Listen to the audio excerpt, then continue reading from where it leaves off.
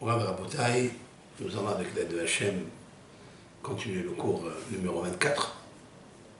Nous avons terminé hier avec une phrase qui est tirée du psaume de David Amelech, le psaume 34. Et nous avons essayé de comprendre quelles sont les kavanotes, quelle est la ferveur qu'il nous faut avoir quand on fait déverser le nom de Akadosh Baruch Hu, qui est d'ailleurs le sens véridique du mot Beracha. Beracha est tiré du mot Berecha, à savoir la piscine. C'est un fleuve qui se déverse tout le temps. Nous avons mis le point sur le déversement de la bracha dépend de nous par rapport à la louange, l'exaltation que l'on fait à Akadosh Baruch Hu. Et nous avons rappelé donc ce pasuk Avarcha et Hashem bechol ha'et, c'est-à-dire je bénis, non, parce que Dieu n'a pas besoin de nous. Akadosh Baruch Hu est l'essence même de la vie. Qui dit la vie? Qui dit Mehayet Kulam, cela veut dire Akadosh Baruch Hu fait vivre toutes les créations, toutes les créatures. Comme dit le Zohar Kadosh, Lit Atar Panoy Mene. Il n'y a pas un endroit dans le monde, un aliment, un élément qui ne vit pas grâce à Hashem Yitbarach. Donc, Avarcha et Hashem bechol ha'et, je vais déverser la baracha qui va passer par le He. Cette lettre qui d'habitude ne doit pas être dictée ici dans ce mot, il aurait pu dire Avarech. Avarech, ça veut dire je bénis. Non, mais il a ajouté ici un He, parce que le He est synonyme de bénédiction. Le He. Comme il est écrit chez Yosef Hatzadik, lorsque le monde entier était dans la famine, ils sont venus voir Yosef, et Yosef de leur dire He lachem zera. Et voici pour vous la semence, c'est-à-dire la récolte, le blé. Et les kabbalistes tirent de là, notamment Rabbeinu Behaye, qui a vécu au XIIIe siècle, dans son commentaire, il dit He, le He, lachem zera. Le He est synonyme de bénédiction. On ajoute des fois la lettre He dans un nom qui est malade, par exemple, dans une femme qui a besoin de tomber enceinte, etc. On lui ajoute une lettre qui est la lettre He parce qu'il est synonyme de production, de multiplication. Le He, He lachem zera. David Amelech connaissait bien sûr ce secret qui, comme lui, peut connaître la malchoute de Akadosh Baruch Hu et de faire descendre, de faire déverser la bracha que Akadosh Baruch Hu, comme je l'expliquais, il est comme une femme enceinte qui a un bébé dans sa matrice et qui veut le faire sortir à l'extérieur parce qu'elle veut donner la vie, elle veut donner la bracha. C'est pareil à Akadosh Baruch Hu, seulement nous, comment on fait descendre cette bracha?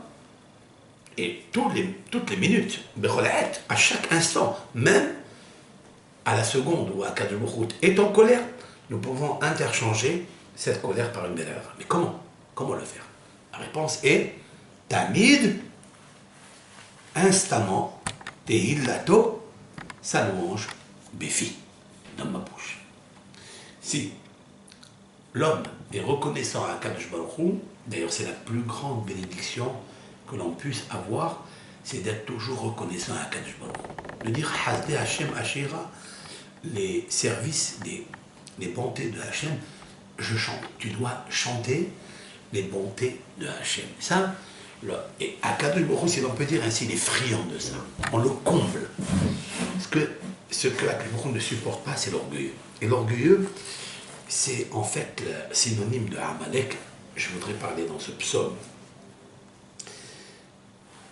Bachem titalen nafshi.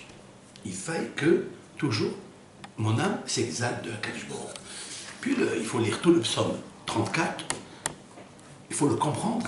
Quand je dis toujours qu'il faut lire tel ou tel psaume, il faut le comprendre. Même en français, si on n'arrive pas à comprendre en hébreu, parce que quels sont les mots les plus difficiles des textes bibliques, c'est Télim. On ne connaît pas la succession des phrases, des mots, l'un avec l'autre. Et c'est la raison pour laquelle il y a autant de commentateurs sur le Télim que sur la Bible. Et là, on arrive au verset, comme je l'ai expliqué la semaine dernière, le verset 15. Et on dit comme ça.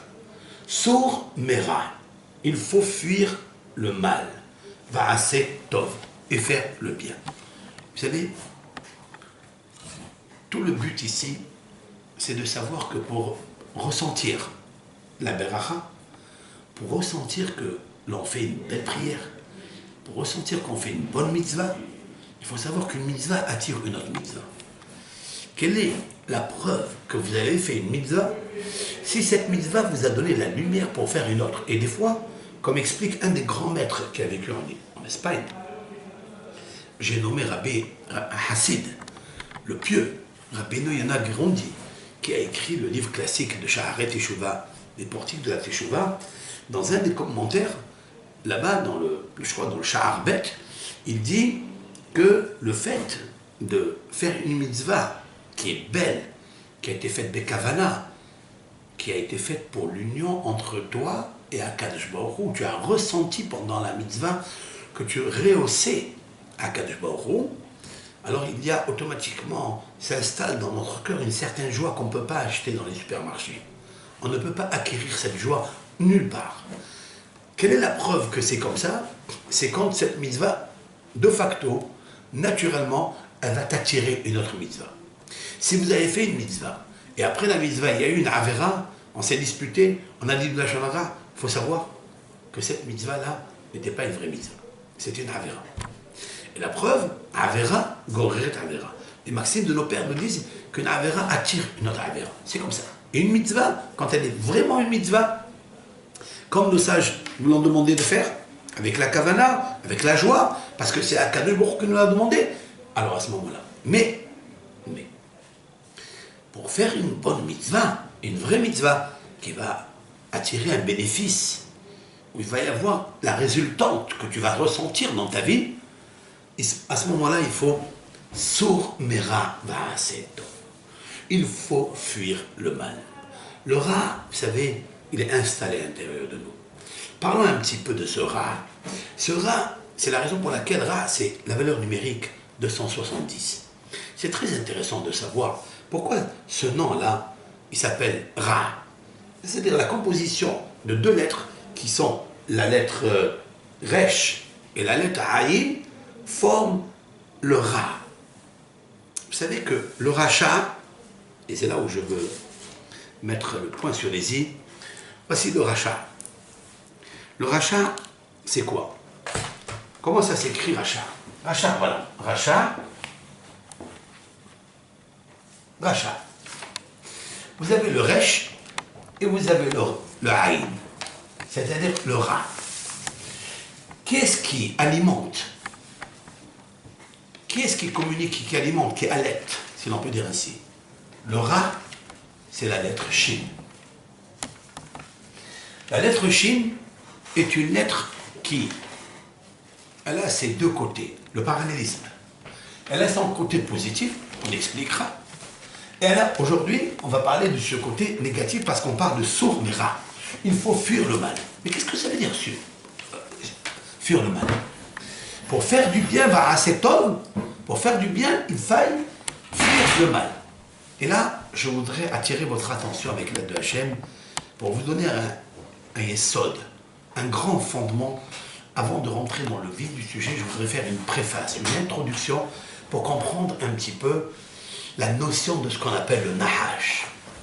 Le nahash, c'est quoi? C'est ce serpent. Mais qu'est-ce que ça veut dire? Est-ce que véritablement il y avait un serpent? Est-ce qu'il y avait vraiment un serpent avec, comme disent nos sages, il avait la tête comme un homme, il marchait avec deux pieds, avec les deux bras. Et après la faute, Akadosh Baruch Hu l'a maudit et lui a coupé les pattes et les pieds. Quel est le sens? Vous savez très bien que la Torah est codée. Et en fait, il n'y a pas de nahash, cela veut dire un serpent véritable. On le compare au serpent aujourd'hui. Parce que ce sont ses dérivés, ce sont ces petits bébés qu'il a gardés dans le monde. Mais en vérité, le nahash, il est composé de quoi le nahash?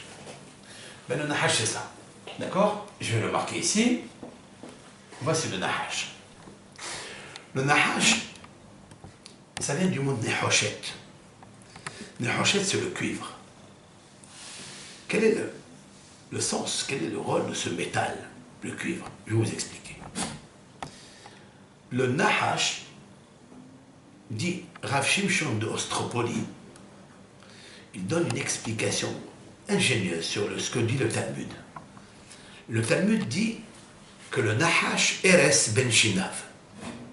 Cela veut dire que le serpent a le poison entre ses dents. Voici ce que nos sages disent. Quel est le sens a priori? On dit que le serpent, il a dans sa bouche, il a le poison. Alors qu'est-ce que nos sages viennent nous raconter? Ça, on le sait. C'est très bien que tout ce que disent nos sages dans le Talmud ou dans le Midrash, il nous faut toujours approfondir, parce que c'est une énigme. Ce sont des devinettes qu'il nous faut comprendre. Nos sages, donc je répète, Eres Ben Shinav. Le Nahash, il a le poison entre ses dents. Ils ajoutent, nos sages, Satan. Voici le mot Satan. Il a le poison entre ses dents. Qu'est-ce que c'est que le Satan? Le Satan, c'est celui qui incite. C'est-à-dire que le Nahash, il a un rôle ici dans ce monde, c'est un ange. C'est un ange qui vient pour isoler la kavana, la neshama d'un bel Israël de son créateur. Voici ce que c'est le Nahash, comme le cuivre. Vous savez que le cuivre, bien que les câbles électriques, ils sont tous faits de cuivre, mais les conducteurs pour éclairer, c'est vrai, mais c'est pas un aimant. Le Nahash n'est pas, il peut isoler entre deux matières. C'est-à-dire que le Nahash, il va entre l'homme et la femme, il les sépare en deux par la mahlouket. Comment il fait? Il met du poison dans la neshama, dans la mitzvah, dans la tefila qu'un ben Israël y fait. Et lorsque le Nahash, il va induire l'homme, il va l'introduire dans la faute, alors le Satan qui est son parallélisme dans le ciel, le Satan il va être mastin. Mastin, cela veut dire inciter, accuser. Voici le travail que font le Nahash et le Satan. Le Nahash, il fait succomber l'homme dans la faute, il le sépare de Akadosh Baruch Hu, et le Satan, quand il y a une avéra qui se fait par la communauté juive, dans une synagogue, une querelle, ou entre un couple, ou entre des amis, des associés, alors la avéra, le péché, parce qu'il y a la colère, chacun se met en colère sur l'autre, eh bien, la avéra, c'est un ange, si l'on peut dire ainsi, c'est marqué dans les maximes de nos pères, Kola ose avéra hat, konelo kategor had, tout celui qui fait un péché, une faute, il s'acquiert un accusateur. Quel est le sens? La avéra elle-même devient un accusateur parce qu'elle se transforme en Satan. Et le Satan, il se met devant le tribunal céleste qui est ce qu'on appelle la rigueur, Midat Hadin, c'est le caractère sacré de la justice céleste qui, elle, ne pardonne pas. Et ce Satan-là, il se pose à côté du tribunal et il accuse cette personne qui a fait la faute. Et à Kadosh Baruch Hu, par la pitié, il dit à Midat Hadin, attendez, je veux d'abord lui laisser le temps de faire teshuva. Et le Nahash en bas, très en colère. Et il commence à mettre le venin, il commence à empoisonner cet homme-là. Comment? En lui faisant des histoires dans ses affaires. Quelqu'un il veut contracter avec un autre, il veut contracter une affaire, elle n'aboutit pas à cette affaire. Le Hatan, il va vouloir se marier, quelques jours avant le mariage, paf, décapite, c'est le mariage, changement d'avis, les parents ne veulent pas. Qu'est-ce qui se passe? Qu'est-ce qu'il y a eu? Il n'y a rien qui se fait en bas. Si le Satan en haut, il n'accuse pas. Maintenant, nous allons expliquer en profondeur. Le Nahash et le Satan, ils ont le poison entre leurs dents, ça on le sait. Puis c'est des accusateurs, ils ne mettent que le virus. vient ce grand kabbaliste réaliste. Il n'y a pas des kabbalistes dans une liste de vérité, de véracité, comme celui-ci, Rabbi Shimshon de Ostropoli. Il vient dire quelque chose de magnifique. Il dit, regardez dans le mot Nahash. Ben Shinad, entre ses dents. Regardez, le début de Nahash, c'est quoi? C'est la lettre Nun. Et après, à la fin, vous trouvez la lettre Shin. Entre le Shin et le Nun, c'est Shen. Shen, cela veut dire la dent. Une dent. Qu'est-ce qu'il y a à l'intérieur? La lettre Het. Maintenant, vous avez le Satan. Le Satan, c'est le contraire. C'est le Shin au début et le Nun à la fin. Shen. Où est le poison qu'il y a entre leurs dents? Le voilà. Le Het et le Tet forment le mot Het qui veut dire le péché. Cela veut dire quand un juif il faute, lorsqu'un Ben Adam il faute, il ne se rend pas compte que immédiatement il a déposé deux lettres, le Het et le Tet, entre les dents du Satan et du Nahash, et ses dents vont le mordre. Toute la journée, ils vont l'accuser, jusqu'à ce qu'il fasse teshuva, jusqu'à ce qu'il fasse ce qu'on appelle le pidion. C'est la raison pour laquelle nos sages, la Torah, a compris dans le schéma un mot très fort. Veshinantam lebanecha. Tu enseigneras à tes enfants la Torah. Tu dois les mettre dans une école juive pour que leurs dents, shinaim, veshinantam lebanecha, il faille pour contredire les puissances du Nahash et l'accusation du Satan, dont enfermés entre ses dents sont enfermés le Het, la restriction, le péché.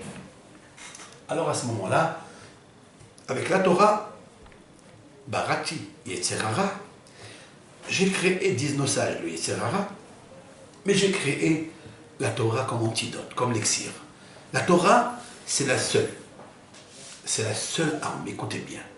Si les Hachamim n'ont pas trouvé un autre moyen pour combattre Amalek que la Torah, que l'étude de la Torah. Pourquoi? Parce que la puissance de la faute est telle que cette faute, elle va s'intercaler entre les deux dents du Nahash et du Satan. Maintenant, je vais vous expliquer comment un homme, on peut, par une faute, on peut l'appeler rachat, c'est-à-dire méchant. Qu'est-ce que c'est ce terme-là? Regardez le mot rachat. Lorsqu'un homme, il fait du mal, qu'est-ce que ça veut dire le mal? Qui dit que ça, c'est du mal? Ça veut dire désobéir à Kadosh Baruch Hu. Quand on désobéit le maître du monde, quand on ne fait pas le kavod à Kadosh Baruch Hu, dans tous les domaines des mitzvot, quelqu'un ne met pas la tefillin, quelqu'un n'achète pas la mezouza, quelqu'un ne fait pas un Shabbat, il ne pratique pas le Shabbat, à ce moment-là, vous savez ce qui se passe? Il fait du mal. Ok. Vient le Shin, la lettre Shin, qui veut dire les dents, et elle s'intercale, elle se pose entre le mot Ra, le Resh et le Harin. Et à ce moment-là, le Shin, qui est la dent, va alimenter, si l'on peut dire ainsi, le mal. Quand tu fais une Avera, tu vas faire une deuxième Avera. Pourquoi? Parce qu'il y a le Shin ici. Je vais expliquer davantage. Vient David Amelech, et il nous dit comme ça. Sur Mera va Setov. Fuis le mal et fais du bien. Bakesh Shalom verotfeu. Cherche la paix et cours. Cours. Quand tu vois deux personnes qui sont fâchées, un homme, sa femme, un camarade avec son haver, cherche la paix. Toujours il faut chercher la paix. Le Shalom verotfeu. Et cours derrière le bien pour faire le Shalom. Il faut savoir que quand on court pour faire le Shalom, c'est une grande mitzvah, une plus grande mitzvah. Bakesh Shalom, cherche la paix. Qu'est-ce que ça veut dire? Si vous voyez qu'il y a une mahloquette, une discussion, une dispute entre l'un et l'autre, toi, tu dois toujours, comme je l'ai expliqué dans le cours, le mi et le ma. Il faut dire ma, moi je suis rien, comme ça j'abandonne, je vais enlever les lettres ma du mot rive, de la dispute. Alors ça ne devient pas meriva. C'est ça Baké Shalom. Verot Féou, c'est quelqu'un qui sait que dans la ville, dans sa ville, dans sa famille, il y a une dispute. Alors des fois on reste immobile, on reste inactif, c'est pas bon. Il faille aller courir, déplacer tes pieds, et d'ailleurs c'est un grand tikkun, très grande réparation pour tout ce qui est en bas du nombril, c'est-à-dire le pied droit, le pied gauche, puis l'organe sexuel, qu'il nous faut réparer certaines imperfections que commet l'homme. Il peut les réparer en courant pour aller chercher le shalom, aller faire le shalom. Mais ce qui va se passer ici, c'est que à Kadosh Baruch Hu, il va lui ajouter 2 lettres, ici, le he et le vav. Verot Féou, vous allez, grâce au shalom, vous allez prendre ces 2 lettres-là et vous allez les ajouter au nom de Kadosh Baruch Hu. Vous savez ce que ça veut dire, ça? C'est puissant. Cela veut dire, vous vous rappelez du cours 20, qu'il nous manque 2 lettres pour composer le nom de Hachem en entier. Et alors, le nom de Amalek s'effacera. C'est vrai? Comme nous l'avons rappelé dans Parashat Beshalach, qui a al-Kessia bilham al-Hachem ba'amalek midordor. Car l'Éternel a levé la main, a juré sur son trône avec la main le nom de la justice, qu'il effacera le nom de Amalek. Pourquoi? Parce qu'Amalek lui a ôté, si l'on peut dire ainsi, il lui a capturé 2 lettres. Quelles sont les 2 lettres? C'est le vav et le he. D'où on le sait? C'est marqué Yad al-Kessia. Ya, ce sont Yud-Ke, ce sont les 2 premières lettres du tétragramme. Mais il manque le vav et le he. Akadosh Baruch Hu dit, tant qu'on ne m'a pas récupéré ces 2 lettres-là, je ne peux pas revenir sur mon trône. Je ne peux pas m'asseoir comme un roi normal. Je vais raconter une anecdote du Hafetz Haïm à la Shalom. Le Hafetz Haïm, quand il était invité à diriger le congrès des rabbins d'Europe, il est arrivé et tout le monde s'est levé devant lui, et qui était très gêné, parce qu'il ne faut jamais froisser la modestie d'un tzaddik, se lever, lui faire des honneurs. Le tzaddik, bien que ce soit le kavod de la Torah, mais ça peut l'empêcher de recevoir un olam haba parfait. Parce que le kavod dans ce monde est très dangereux.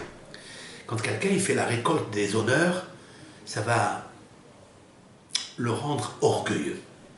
Ça peut même souiller la perfection, j'allais dire la hadinout, la délicatesse de son âme. Et c'est la raison pour laquelle les tzadikim vont fuir les honneurs.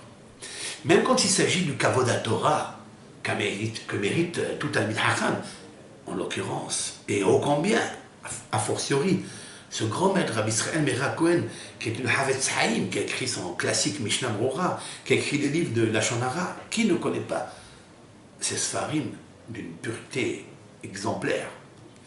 Ils se sont levés devant lui et ça l'a gêné. Mais quand il a vu la chaise, cette belle chaise qu'on lui a posée pour s'asseoir, il n'a pas accepté. Il a dit ça, je ne veux pas. Donnez-moi une chaise toute simple, même peut-être bancale. Il dit pourquoi? Grave. Il leur a expliqué.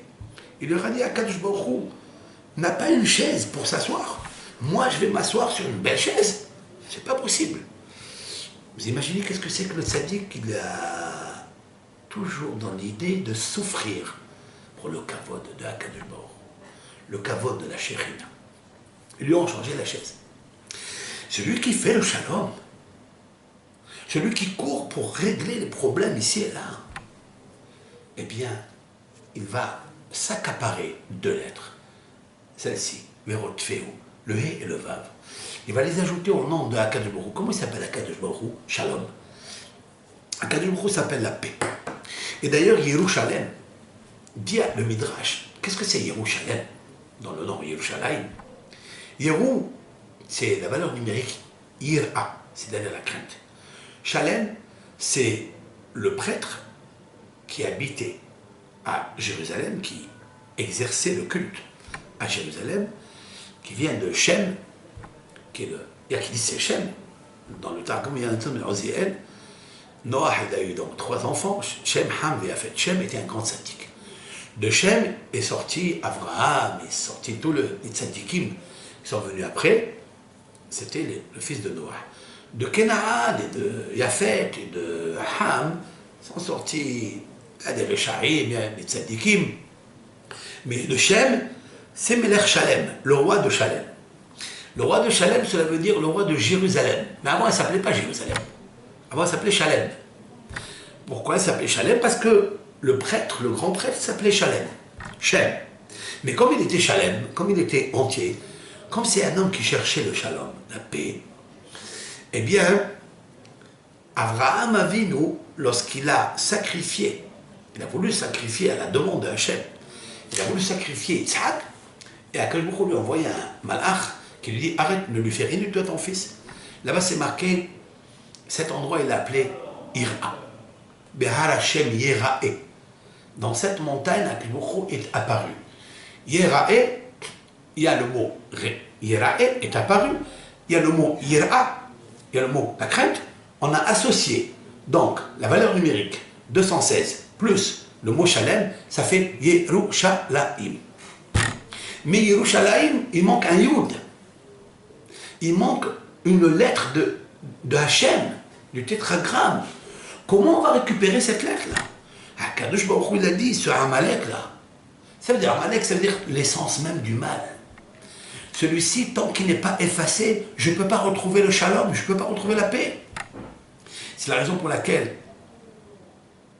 dans la paracha que nous avons lue de Vayakhel,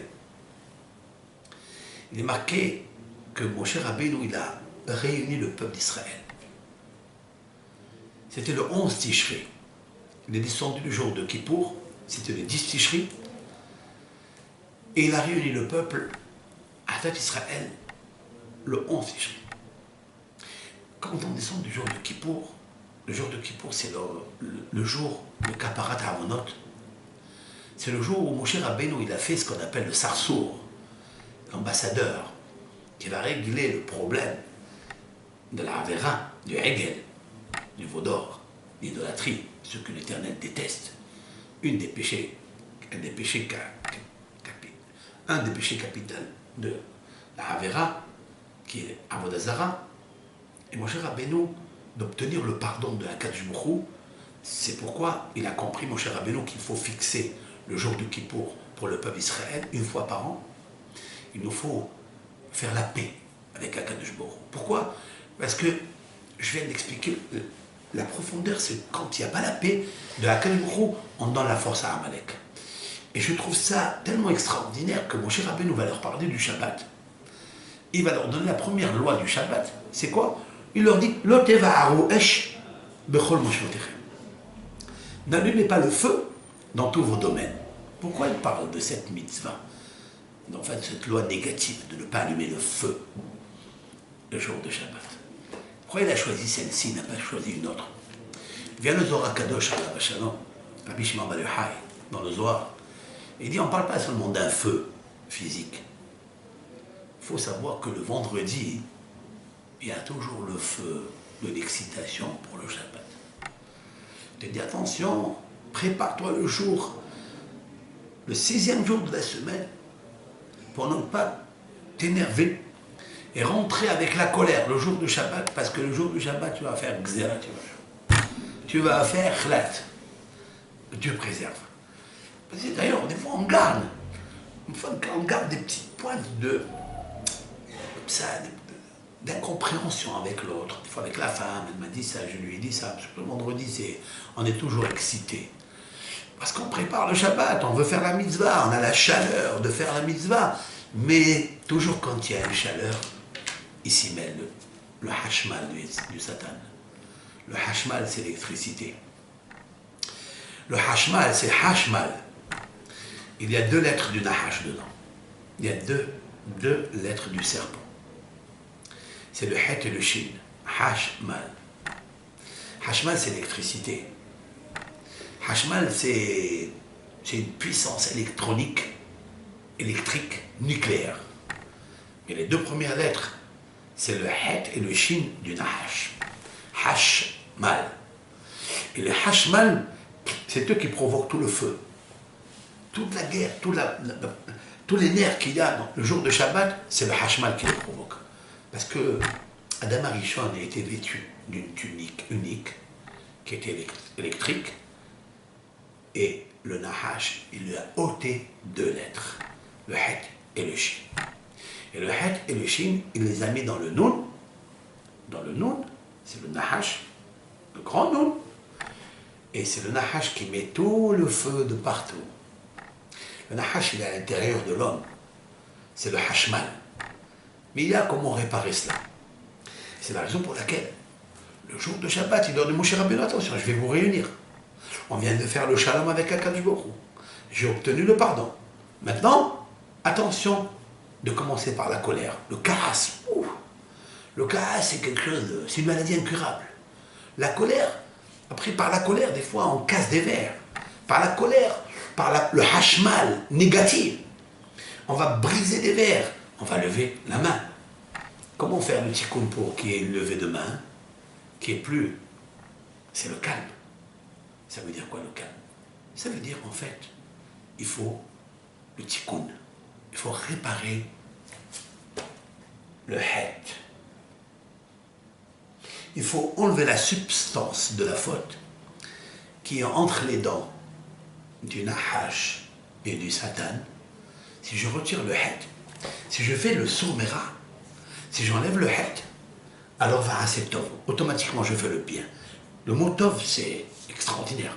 Vous savez que le mot tov est apparu dans la Bible, dans les 4 premiers versets, 5 fois. Il est apparu 5 fois. On parle du tov. Vayomer Elokim yehi or, vayar Elokim et ha or ki tov. Ki tov, tov, tov, 5 fois. Pourquoi 5 fois? 5 fois, ce sont les 5 livres de la Bible. Explique le Midrash et le commande Rabbeinu Behaï dans la paracha. Il dit que le tov, c'est 3 livres. C'est les 5 livres de la Bible du Humash. C'est le Bereshit, l'Exode, Shemot, Lévitique, le Bamidbar, qu'on va commencer bientôt, cette semaine, et, enfin la semaine prochaine, et vous avez le Deutéronome. Il y a 5 livres. Il faut savoir que chaque livre vient nous donner un sens dans notre vie. Parce qu'il y en a 5. Nous avons 5 sens. Nous avons l'odorat, l'oreille, le goût et le toucher. Il y a 5 sens. Et chaque sens a un sens. Et il est un essentiel dans la vie. Et l'essence de ça, c'est quoi? C'est une lumière du livre de Bereshit. Qu'est-ce que je peux tirer du livre de Bereshit? Dans chaque paracha, il y a un message simple, un message de moussard, d'éthique. Il y a même de l'ésotérisme, il y a du mystique, il y a de l'allégorique, il y a tout dans les messages. Mais il faut savoir que c'est une lumière à prendre. La droiture, par exemple, je peux la prendre du livre de Bereshit, etc. Il nous faut détailler, décortiquer chaque chose. Et c'est ça le mot tov. Quand je dis je veux faire le bien, il faut d'abord fuir le mal. Regardez. Sourmera, vous trouverez dans la fin des mots le resh et encore le haïn. Vous avez vu? Sourmera. Vous avez le resh et le haïn. Il nous faut fuir 2 mal. Il y a un mal qui vient de l'extérieur. Et il y a un mal qui vient de l'intérieur. Il y a 2 malachim ra'im. Il y a 2 anges qui se combattent avec l'homme. Il y a un qui est l'extérieur, ce sont les tentacules extérieurs. On va poser des pièges un peu de partout, la matérialité, ça soit tout ce qu'il y a dans ce monde-là, qui va l'empêcher de s'accrocher à Kadosh Baruch Hu. Ce sont les ta'avot, comme explique le Ramchal Rabbi Moshe Chaim Luzzatto dans son livre lumineux, Le Sentier de la Rectitude. Qu'est-ce qu'il dit? Il dit Ve'ine Kadosh Baruch Hu samo la'adam b'makom sherabim bo amarvim. Kadosh Baruch Hu, il a mis l'homme dans un monde où sont nombreux les empêchements, les inconvénients qui vont l'éloigner du meilleur bon, parce qu'il y a le bon, il y a le meilleur du bon. Ils vont l'éloigner de ça. C'est quoi? Ce sont les plaisirs matériels. Si il les suit, s'il va vers eux, c'est sûr et certain qu'il s'éloigne du bon bonheur. Sourmera. Vous savez ça, ce sont des Yitzhara extérieurs. Et même, quand vous avez fait attention, et même le tzaddik, quand il va mettre des barrières, et il ne va pas être influencé par le monde extérieur, il faut qu'il sache qu'à l'intérieur, il a un Amalek, c'est-à-dire l'orgueil. Il peut s'enorgueillir parce qu'il a la ga'ava. Il pense qu'il est un tzaddik, il pense qu'il est ceci. Et les marchavot, ils lui viennent des idées, qu'il est le meilleur. Quand il dort dans son lit, il prend des seaux de moi, Annie, c'est moi. Qui peut lui parler? Qui peut discuter avec lui? Vous verrez que cette personne, jamais elle vient vers l'autre. Au contraire, il ne va jamais se rabaisser vers le petit. Il faille que tout le monde vienne vers lui. C'est l'histoire de Haman. L'histoire de Haman, c'est quoi? C'est cet homme-là qui a reçu un plein pot de kavod, d'honneur par le roi, et tout le monde se prosterne de lui. Il y a une personne qui ne veut pas se courber devant lui, et il est malade. Pourquoi? Qu'est-ce qu'il y a? Qu'est-ce qui se passe? C'est pas grave, laisse-le. Ça, c'est le Amalek. Ça, c'est le Zera Amalek. Et c'est la raison pour laquelle il s'est regardé, suivez-moi, sur mes rats. Vous avez deux fois le rat. Le rat qui est qu'on voit, le rat qui est extérieur. C'est qu'on connaît les tentacules, les tentations qu'il y a dans ce monde, dans son bureau, avec la secrétaire, avec la ceci, avec cela. Ce sont des rats qui sont courants, que si on n'est pas au courant, on est branché. Et on vient en courant faire la faute. Mais il y a un Yitzhara qui est plus profond que ça. Il est à l'intérieur. C'est pour ça que celui-là, il se cache. Sour Mera, il y a encore le Resh et le Haïm. Celui-ci, il se cache. C'est qui? Amalek. Vous savez d'où je vais le trouver? Voilà. Si vous prenez Va'asetov, c'est-à-dire vous faites le bien. Fuyez le mal et vous faites le bien.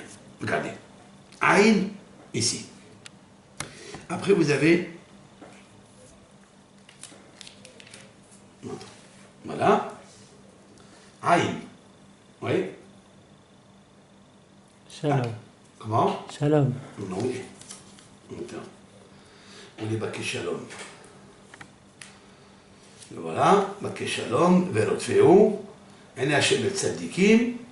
D'accord? Ve'ozna ve'shama'atam. Donc vous voyez le Aïn. Après vous avez le Kouf. Vous avez ici le Achrit. Vous avez ici le. Voilà. Un Ali. Après vous avez le Kouf. Vous avez le Resh. Et vous avez le He. C'est quoi ça? Quel est le Pérouche? Le Pérouche est comme ça. Si vous prenez ici, regardez. Mera. Ici, il y a le Ra. Et ici, qu'est-ce qu'il y a? Resh même. Le Resh même, Ram. C'est quoi Ram? Ram est égal à la valeur numérique 240. 240, ça veut dire hautain. Ça veut dire orgueilleux. Vous écoutez? Orgueilleux. Et Amalek, je calcule avec vous. Aïn, c'est 70. Kouf, c'est, même c'est 40. Ça fait 110.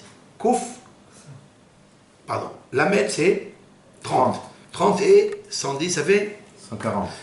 Et Kouf qui reste à la fin, ça fait 240. 240. C'est Ram. Ram, ça veut dire, il est hautain. Amalek, c'est la puissance de l'orgueil. Cet orgueil-là, il peut se trouver à l'extérieur, cet orgueil peut se trouver à l'intérieur. À ce moment-là, lorsqu'un homme, il a le Amalek qui le saisit, alors à ce moment-là, ça se transforme en Akara. C'est quoi Akara? Stérile. Ça veut dire quoi? Ça veut dire, voilà, vous avez le Aïn, le Kouf, le Resh et le He. Et lorsqu'un tzaddik, il va combattre, de fuir le mal, il va faire le bien, il va chercher le shalom, et il va courir pour faire le shalom. Parce que tout cela, c'est contraire, c'est l'opposé de ce que fait Amalek. Parce que qu'est-ce que fait Amalek? Il essaie de, comme je l'ai expliqué entre nous, il essaie de rendre stérile la discussion. Parce que deux personnes s'aimaient. Alors, quelquefois, il y a des petites imperfections, on va dire un mot là. Qu'est-ce qu'il fait le Nahash? Il isole. comme j'ai expliqué, c'est un isolant. Le nahash, c'est le cuivre, nehoshet. Il met au courant, il leur met le courant, l'électricité, l'interconnexion entre eux, et après, il sépare les gens, il n'y a plus de kesher, il n'y a plus de relation entre eux, donc la scission, et à ce moment-là, il y a ce qu'on appelle une discussion stérile. Le tzaddik, il a compris l'enjeu. Le tzaddik, lui, il a un autre hashmal, il a une autre électricité. C'est le hashmal de la Torah. C'est-à-dire, lorsqu'il étudie la Torah, il se remplit de shalom.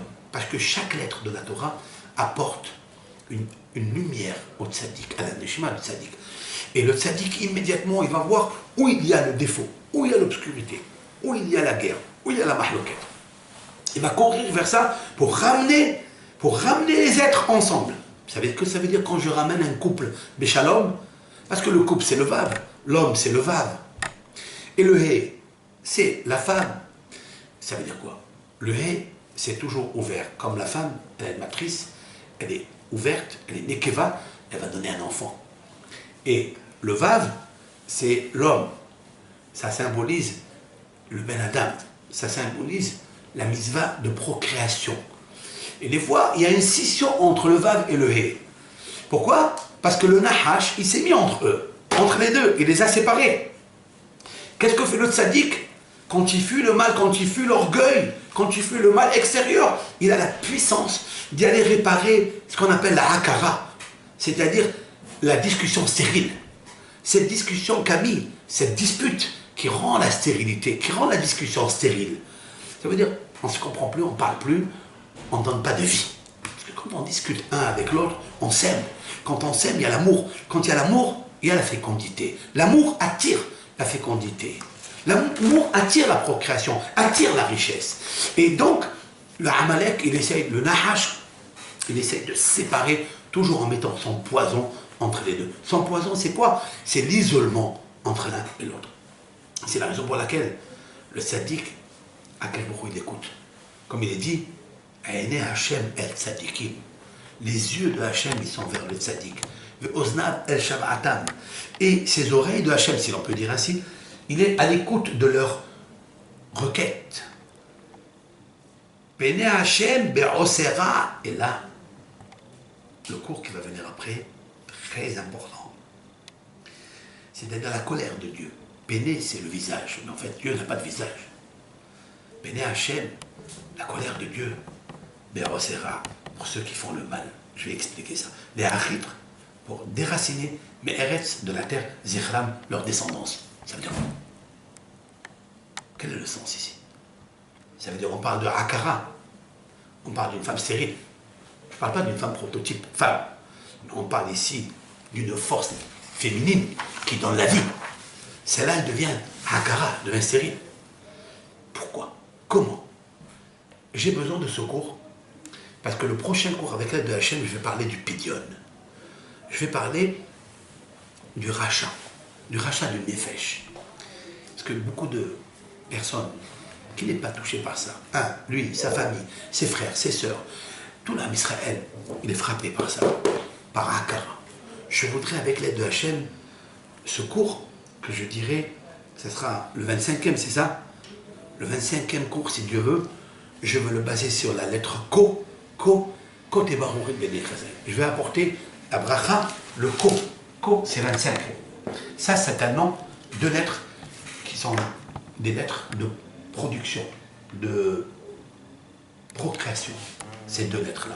Et avec l'aide de Hachem, je voudrais expliquer ici comment on enlève la dispute qui entraîne, qui attire la stérilité dans tous les domaines. Dans tous les domaines, je peux vous dire. Je vais vous dire un exemple. Quand quelqu'un se dispute avec son épouse, elle ferme la matrice. Elle ferme la matrice. Et elle devient Hakara. Comme les gens, ils ont un bébé, un enfant, une fille. Et après, ils veulent. Mais une dispute, une petite dispute. Il est rentré le nahash entre eux. Il a mis son venin entre les deux. Là, il veut mordre l'autre. Ils ne se parlent plus. Ils se séparent. Le nahash a mis un isolant entre eux. Le nehoshet, le cuivre. C'est pour ça les femmes, ils ont apporté au Beth Amikdash le roi. Vous savez, quand ils ont fait le Mishkan, pour construire le bassin avec le support, il était construit en cuivre. Pourquoi il était construit en cuivre? Qui a apporté le miroir? Ce sont les femmes juives. Les femmes juives ont apporté le miroir. Pourquoi? Parce que ce miroir leur a servi de fécondité. Lorsque monsieur Réhouven, Shimon, Lévi rentraient du travail accablés par les pyramides, par le travail de pyramide, ils étaient avodat paer, une avoda qui fracassait le corps du mari, ils ne pouvaient pas procréer. Ils ne pouvaient pas procréer.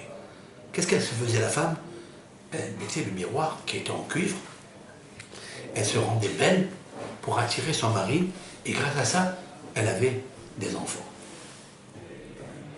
Lorsque tout le monde a apporté au Beth Amikdash, au Mishkan, pardon, au tabernacle, dans le désert, ils ont apporté chacun des offrandes. Les femmes, elles vont apporter quoi? Tout appartient à leur mari. Elles ont apporté leur miroir. Quand ils ont apporté leur miroir, Moshe Rabbeinu a dit, qu'est-ce que je vais faire avec ça? C'est avec ça qu'on se rend beau, je vais offrir ça pour la beauté d'Hachem, pour la splendeur du Beth Amikdash, de la Shérina. Akadosh Baruch Hu lui a dit, prends ça. Si pour toi, c'est pas beau, pour moi, c'est très beau. Mais qu'est-ce qu'il y a de beau, pas beau? Nehoshet, le cuivre. Le Nahash a voulu séparer la procréation entre Réhouven et sa femme, Shimon et sa femme. Il a voulu faire l'isolement. Au contraire, les femmes, elles ont dit, nous, on va apporter le Nehoshet et on va briser la tête du Nahash. Et on va faire au contraire un aimant ensemble. L'amour ensemble, ils ont apporté des enfants. Nous allons expliquer avec l'aide de Hachem de faire le pidion qui est très très très important avant Purim. Ça sera le cours que je ferai, comme il a fait Mordechai, en donnant le demi-cycle. Mais nous aussi, on va essayer de trouver une ségoula, parce que nous sommes le peuple d'un ségoula, on aime les ségoulottes. Et il raconte que le sroud de David Amelech, Alav Shalom, avec ses psaumes tellement profonds qu'il a écrit avec l'esprit divin, Mordechai Yehudi, Esther Hatzadeket, que la Kadosh Baruch Hu, il enlève le mal de ce monde et qu'il nous donne à faire que du bien, que du shalom. Oui. La Shekhinah descendra pour nous construire le troisième Beth Amikdash. Amen. Amen.